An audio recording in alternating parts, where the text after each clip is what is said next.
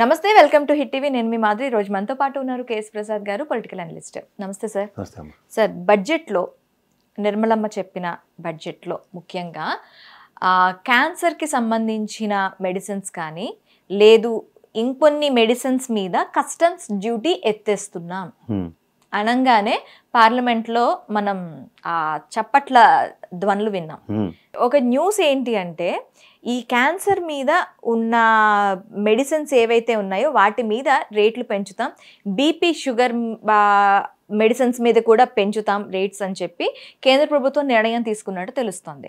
అక్కడ customs duty ఎత్తేస్తున్నామంటే rates తగ్గుతాయి, కొంచెం ప్రజలకు వెసులుబాటు వస్తుంది అనుకునే దీంట్లో మళ్ళీ కేంద్ర ప్రభుత్వమే దాని మీద రేట్లు పెంచి అమ్మటం ఎలా చూడాలంటారు? ఇప్పుడు దగ్గర 1.7% పెరుగుతాయి అన్నట్టు ఒక ఇది ఉంది. ఇప్పుడు వాస్తవానికి మీరు అన్నట్టు కేంద్ర ప్రభుత్వ నిర్ణయం విదేశాల నుంచి దిగుమతి చేసుకునే మెడిసిన్స్ ఏమైనా ఉంటే వాటి మీద దిగుమతి సుంకాలు తగ్గించి అన్నది. వీళ్ళు ఏమంటే మనకి అనుమానం రాకుండా జనరిక్ మెడిసిన్స్ అని వీచ్చారు ఒక చిన్న బోగనీచా పోటీ పెట్టి మెడిసిన్స్ అన్నీ అమ్ముతున్నారు, ప్రత్యామ్నాయాలు. ఇప్పుడు అపోలో మెడిసిన్కి వెళ్ళు, నువ్వు ఏదో అడుగు, ప్రతాప్ రెడ్డి సృష్టించిన ఒక అద్భుతం ఉంటుంది, అదే ఇస్తారు మనకి మనం అడిగిన మెడిసిన్ బదులు. సో అట్లాంటి అద్భుతాలన్నిటికీ నిలవాలం ఉన్నప్పుడు మనం ఇవన్నీ భరించవలసి ఉంటుంది. వాళ్ళ పేరుకి మాత్రమే చెప్పినవి, వాళ్ళు చెప్పినవి చచ్చినా చేయరు. ఇప్పుడు ఉదాహరణకి వాళ్ళు చూడు, అప్పులు ఆంధ్రప్రదేశ్కి ఇంతే ఉన్నాయని వాళ్ళు చెప్పినా వీళ్ళు వినరు, వాళ్ళు చెప్పరు మళ్ళీ ఇంకోసారి. అలాగే ఉంటుంది. అలాగే ప్రతిదానికి కేవలం పైన మాటలు పట్టుకొని వాస్తవానికి దగ్గరగా, ఇప్పుడు ఎందుకంటే ఈ మెడికల్ ఫర్టర్నిటీ అంతా ప్రైవేట్ సెక్టర్లో ఉంది, వాళ్ళు మాఫియా నడుపుతున్నారు. ఒక్కొక్క టైంలో ఒక్కొక్క టైప్ ఆఫ్ మెడిసిన్ రేట్స్ ఎట్లా కావాలంటే, ఇప్పుడు రెమిడిసివిర్ అటువంటి ఆ కరోనా టైంలో ఎవడో ఎలా అమ్మాడో ఎవరికి తెలియదు, దాన్ని కంట్రోల్ లేదు. ఎవరు కంట్రోల్ చేయాలి? గవర్నర్ ప్రభుత్వమే కదా, మనకి అందరినీ గాలికి వదిలేసింది కదా, మన సభ మనమే తెచ్చాం కదా. ఇది ప్రభుత్వ రంగం తీసుకునే నిర్ణయాల బట్టి ఉండాలి. ప్రభుత్వ రంగం నిర్ణయం తీసుకున్నప్పుడు సుంకాలు తగ్గిస్తామంటారు, ఎవరికి అడ్వాంటేజ్? ఆడే కదా ప్రైవేట్ సెక్టర్. వాడి ధర వీళ్ళు నిర్ణయించే టైం వచ్చినప్పుడు నువ్వు చెప్పు. ఇప్పుడు సే ఫర్ ఇన్స్టెంట్ అవుట్కమ్, ఇప్పుడు పెట్రోలియం ప్రోడక్ట్స్ ఉన్నాయి, క్రూడ్ బ్యారల్ అనేది కొని ఈ రేట్ నిర్ణయిస్తాడు, నేను ఈ రేటుకి అమ్ముతున్నాను, దాని మీద నువ్వు ట్యాక్స్ వేస్తే నువ్వు ప్రభుత్వం వేసుకుంటుంది. అది ప్రైవేట్ వ్యాపారమే. హెచ్పిసిఎల్, బీపీసీఎల్, ఇండియన్ ఆయిల్ ఇవన్నీ ఏంటి? ప్రభుత్వ రంగ అండర్టేకింగ్స్. వాళ్ళు బ్యారల్ క్రూడ్ ఆయిల్ తీసుకొచ్చి 17 ప్రోడక్ట్లు తయారు చేస్తారు ఒక బ్యారల్ క్రూడ్ ఆయిల్ నుంచి. దాంట్లోంచి పెట్రోల్కి, డీజిల్కి, క్రూడ్ ఆయిల్కి ఇట్లన్నిటికీ రేట్లు ప్రభుత్వంకి వాళ్ళు ఇస్తారు. ఈ రేట్ నాది, నాకు వచ్చి ప్రాఫిట్ ఇదని. ఒక డీజిల్ మీదే దగ్గర 40 లీటర్లు 17 లీటర్లు వస్తుంది, అదే అమ్మేసుకుంటే చాలా అడిగి బ్యారల్ క్రూడ్ ఆయిల్ వచ్చేస్తుంది. ఇంకా petrol, aeroplane oil, crude oil ఇన్ని వస్తాయి. ఇవన్నీ మాట్లాడకుండా కేంద్ర ప్రభుత్వం చేసేది, కేంద్ర ప్రభుత్వ సొంకం దీని మీద ఎంత, ఇప్పుడు మళ్ళీ రాష్ట్రానికి పంపిస్తే రాష్ట్ర ప్రభుత్వ సొంకం ఎంత, ఆంధ్రప్రదేశ్ రాష్ట్రంలో రేట్ అన్నిటికన్నా హైయెస్ట్. ఇలాగే మెడిసిన్స్కి కూడా నీకు ట్యాక్స్ తగ్గించి వాడికి రా మెటీరియల్ కొనుక్కోవడానికి ఉపయోగపడుతుంది. ఎందుకంటే విదేశాల నుంచి నువ్వు సప్లై చేసుకుని నువ్వు అమ్మడానికి సొంకాల్లో వెసులుబాట్లు ఆడికిస్తుంది. కానీ ప్రజలకు ఇవ్వాల్సిన బాధ్యత ఎవరిది? వాడికి. అరే నేను ప్రభుత్వం నుంచి ఎంతో సదుపాయం పొందాను కాబట్టి నేను కూడా తగ్గిస్తానని మాట లేదు. కెనడా పడడానికి మెడిసిటీ హాస్పిటల్ వీళ్ళందరూ బయట బోర్డులు పెడతారు కదా, అపోలో 20% డిస్కౌంట్ ఇస్తున్నారు. అలాగే మెడ్ ప్లస్ 30%, 50% అది ఇష్టమే. ఇప్పుడు ఎక్స్పైరీ డేట్లు నెక్స్ట్ మంత్కి, ఇప్పుడు అదేంటంటే థైరోనార్మల్ అటు ఉంటాయి, 30 ట్యాబ్లెట్లు ఉన్న డబ్బా ఉంటుంది, నెలలకు పడింది, నెక్స్ట్ మంత్ ఎక్స్పైరీ అయిపోద్దని నీకు 1వ తారీఖు అమ్మేయడానికి 50%, అది 50% అమ్మితే సేలే కదా. అలాంటి సేల్స్ చూస్తున్నాం. కానీ దృఢంగా ప్రభుత్వమే నిర్ణయించి, నేను ఎప్పుడూ ఒకటి చెప్తా, విద్య, వైద్య, ఆరోగ్యం ప్రభుత్వ పరిధిలో ఉంచుకుంటే ఈ తలకాయ నొప్పే లేదు. అంటే పై కళ్ళబోలు కబుర్లు చెప్పి ఎన్నాళ్ళు నాటకాలు ఆడతారో వాళ్ళ ఇష్టం, మన చేతిలో ఏం లేదు. అంటే ఈ మెడిసిన్స్ వెనకాతలు కూడా మాఫియానే నడుస్తుంది. మెడిసిన్ మాఫియా నడుస్తుంది.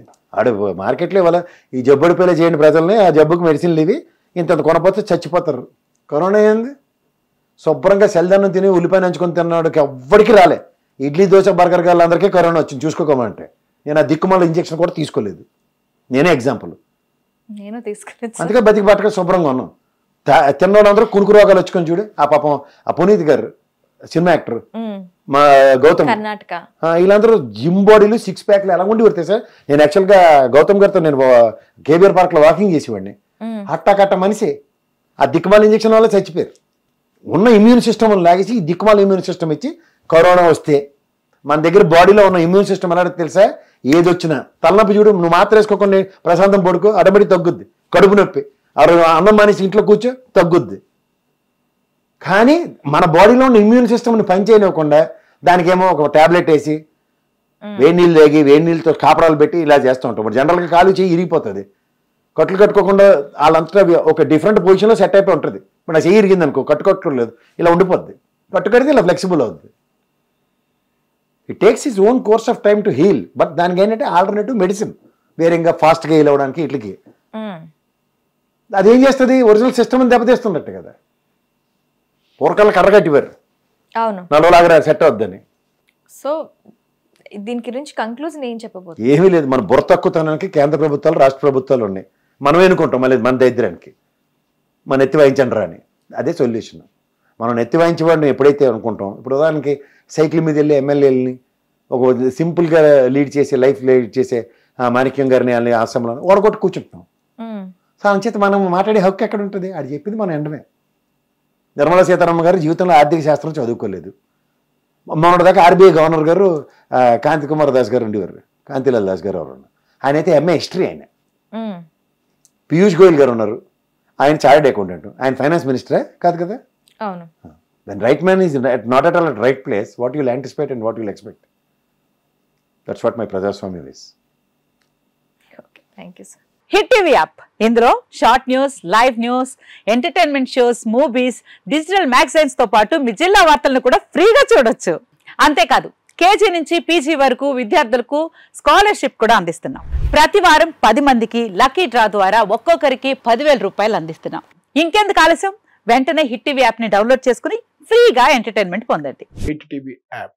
Hit TV app. Please download hit TV app. Hit TV app ని ఫ్రీగా డౌన్లోడ్ చేసుకొని ఎంజాయ్ చేయండి. మీకు నచ్చిన ఎంటర్టైన్మెంట్ కోసం హిట్ టీవీ యాప్ ని ఫ్రీగా డౌన్లోడ్ చేసుకొని ఎంజాయ్ చేయండి. హిట్ టీవీ యాప్ ని డౌన్లోడ్ చేసుకుని ఆస్వాదించండి, ఆశీర్వదించండి. ఇంతమంది సెలబ్రిటీలు హిట్ టీవీ యాప్ ని డౌన్లోడ్ చేసుకోండి అని చెప్తున్నారంటే ఎంత మంచి యాప్ ఆలోచించండి. అమెరికా అమెరికా అమెరికా అమెరికాలో చదవాలనుకునే వాళ్ళకి విశ్వసనీయమైన పేరు మన శౌర్య కన్సల్టెన్సీ. UK లో 1 year masters, UK లో 1 year masters, 2 years work permit up to 5 years visa. Contact Saurya Consultancy. Contact 89851 89851.